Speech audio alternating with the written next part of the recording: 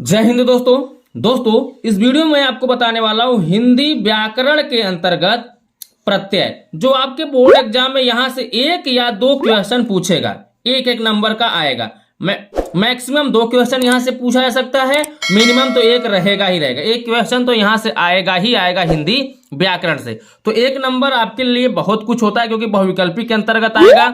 अगर आप 90% plus result चाहते हैं तो यही एक एक नंबर आपके लिए काम करने वाला है। तो प्रत्यय आपको रिपीट नहीं करना पड़ेगा, बार बार आपको पढ़ना नहीं पड़ेगा। सिर्फ अगर आप यहाँ पे वीडियो में समय दे देते हैं, जो भी समय लगे इस वीडियो में, पूरा वीडियो शुरू से लेकर अंत तक वॉच कर लेते हैं तो यहाँ से आपका क्वेश्चन गड़बड़ कभी भी नहीं होगा। ठीक है, तो चलो दोस्तों हम आपको बताते हैं प्रत्यय। सबसे पहले प्रत्यय का डिफिनीशन समझते हैं। देखिए प्रत्यय का डिफिनीशन आपके बोर्ड एग्जाम में तो नहीं पूछेगा। ठीक है, फिलहाल वहां से निर्मित जो शब्द होंगे वो पूछे जाएंगे, तो वो क्या होगा कैसे होगा मैं समझाऊंगा। उससे पहले आप ध्यान दीजिए कि प्रत्यय किसे कहते हैं, पहले इसको तो आप जान लीजिए। देखिए, ऐसे शब्दांश जो किसी शब्द के पश्चात जुड़कर उसके अर्थ में परिवर्तन कर देते हैं उसे प्रत्यय कहते हैं। इसके पहले अभी आपने पढ़ा था उपसर्ग। उपसर्ग क्या होता है? उसके पूर्व जुड़कर उसके अर्थ को बदल देता है। ऐसे शब्दांश जो किसी शब्द के पूर्व जुड़कर उसके अर्थ में परिवर्तन कर देते हैं उसे हम उपसर्ग कहते हैं। और यही सिर्फ चेंज कर देना है पश्चात। अगर पश्चात जुड़कर उसके अर्थ में परिवर्तन कर देते हैं तो उसे हम क्या कहते हैं? प्रत्यय कहते हैं। जैसे देखिए, पढ़ का मतलब पढ़ना, इसे पढ़ना हो गया। उसके बाद मैं क्या लगा रहा हूं? प्रत्यय, आई प्रत्यय लगा दे रहा हूं, तो क्या हो जाएगा? पढ़ाई। तो पढ़ किसी को पढ़ने के लिए बोला जा रहा है, लेकिन अब आई लग गया प्रत्यय तो पढ़ाई हो गया। ठीक है, अब शब्द क्या हो गया? परिवर्तन हो गया, शब्द में परिवर्तन हो गया। उसी को हम क्या कहते हैं? प्रत्यय कहते हैं। अगर किसी शब्दांश यानी किसी शब्दांश, ऐसा कोई शब्दांश जो किसी शब्द के बाद में लगकर उसके अर्थ को ही बदल दे उसे हम क्या कहते हैं? प्रत्यय कहते हैं। अब एग्जाम्पल्स हम समझेंगे तो ऑटोमेटिक आपको समझ में आ जाएगा। और इससे रिलेटेड मैं क्वेश्चन भी कराने वाला हूं जो आपके बोर्ड एग्जाम में पूछेगा। ठीक है, देखिए दोस्तों, प्रत्यय हो गया। अब इससे निर्मित हम शब्द देखेंगे। ठीक है, प्रत्यय से आपको आई पढ़ना, आनी, आइन। तो जैसे देखिए, आई प्रत्यय लगाकर, प्रत्यय मतलब लास्ट में। ठीक है, जैसे चतुराई, आई आग नहीं, चौड़ाई, लिखाई।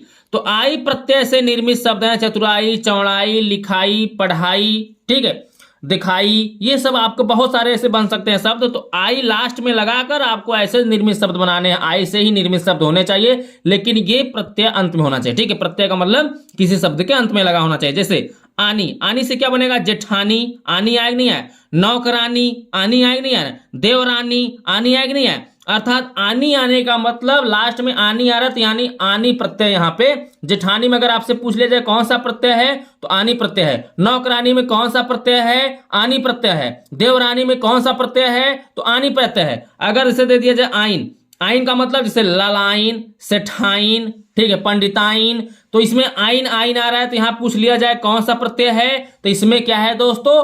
आइन प्रत्यय है। ठीक है, जैसे पन, लड़कपन, बचपन, भोलापन, इसमें पूछ लिया जाए कौन सा दोस्तों प्रत्यय है तो पन आ रहा है, तो अर्थात ये हो जाएगा पन प्रत्यय। जैसे आ जाए दिखावा, पहनावा, ओढ़ावा, लास्ट में वा आ रहा है तो इसमें कौन सा प्रत्यय होगा?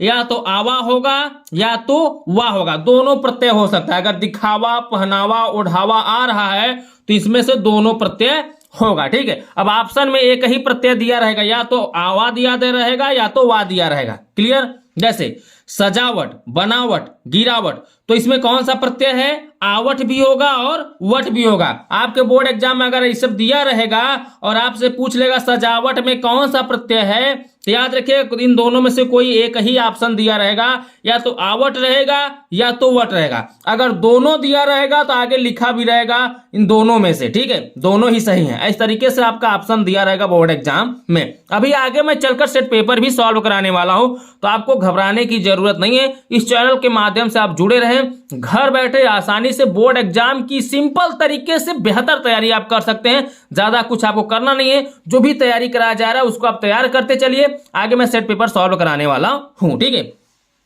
जैसे देखिए आहट और हट, जैसे घबराहट, ये प्रत्यय लगाकर बनने वाला शब्द है। घबराहट, चिल्लाहट, जगमगाहट। तो आहट अगर ये दे दिए जैसे आपके बोर्ड एग्जाम में क्वेश्चन आ गया जगमगाहट, बोल दिया जाएगा जगमगाहट में कौन सा प्रत्यय है, तो इसमें हट भी प्रत्यय है और आहट भी प्रत्यय है, ठीक है, लेकिन ऑप्शन में एक ही कुछ दिया रहेगा। जाति, भवदीय, मानवी, ठीक है, इनमें कौन सा प्रत्यय है, तो प्रत्यय बोल दिया, पूछ लिया जाए तो ई बताइएगा, ठीक है, क्या है, ई। सातवां, पांचवां, 25वां में कौन सा प्रत्यय है, वहां प्रत्यय है। वहां क्या प्रत्यय हमेशा लास्ट में होता है, प्रत्यय आपको लास्ट का जो भी शब्द से पूछा रहेगा लास्ट में देखना है, अगर प्रत्यय पूछा है और उपसर्ग पूछा है तो शब्द के शुरू में देखना है, ठीक है।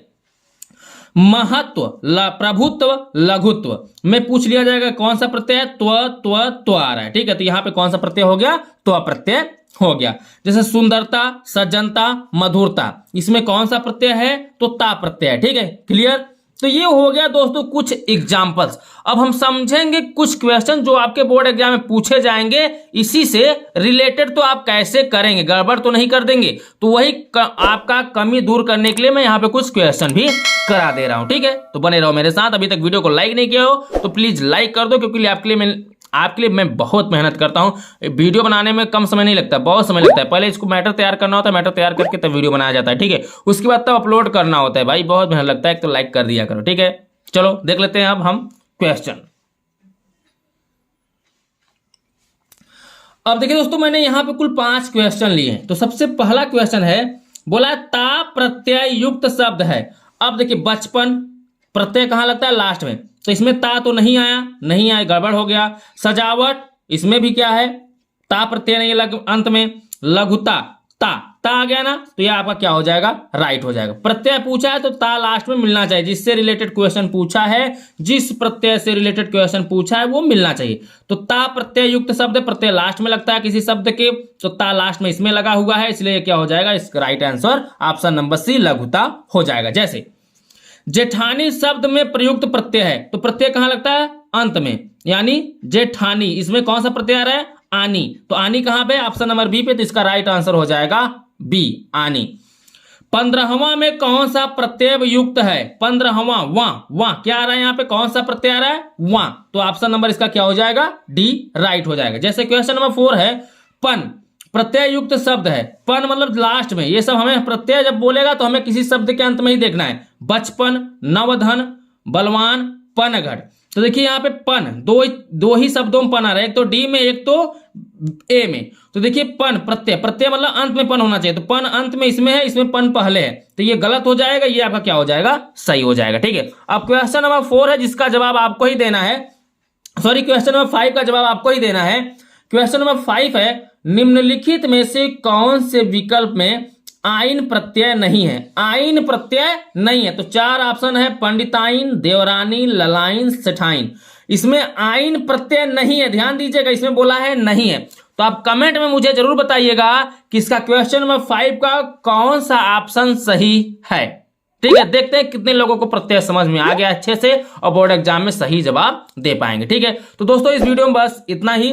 यदि आप चाहते हैं आपका बोर्ड एग्जाम में 90% प्लस रिजल्ट बने, तो इस चैनल को सब्सक्राइब करके इस चैनल से जुड़ जाइए, क्योंकि इस चैनल पर सभी सब्जेक्टों का फ्री में बोर्ड एग्जाम से रिलेटेड मोस्ट इंपॉर्टेंट क्वेश्चनों का घर बैठे तैयारी कराया जा रहा है आपका। आप घर बैठे कम समय में बोर्ड एग्जाम की बेहतर तैयारी करके 90% आसानी से रिजल्ट ला सकते हैं। सिर्फ आपको जो पढ़ाया जा रहा है वो आपको तैयार करके जाना है, ठीक है। तो चलिए दोस्तों, हम आपसे मिलते हैं अगले वीडियो में हिंदी व्याकरण के और बचे हुए टॉपिक के साथ। तब तक के लिए बाय बाय, जय हिंद, जय भारत।